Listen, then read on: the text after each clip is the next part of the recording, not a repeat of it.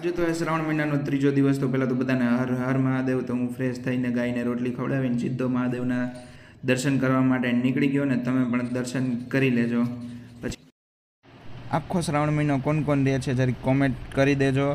અને કોમેન્ટમાં હર હર મહાદેવ તો બધા લખી જ નાખજો.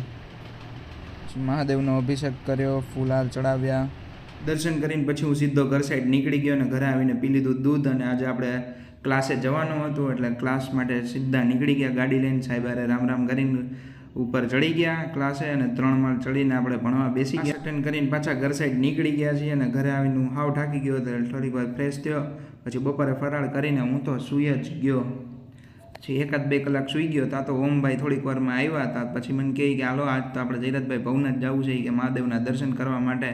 તો મેં કીધું હાલો તો હું ફેસ વોશ કરી લઉં, એટલી વાર છે ખાલી. મસ્ત મજાનું ફેસ વોશ કરીને અમે ત્રણેય ભાઈઓ નીકળી ગયા ભવનાથ તરફ.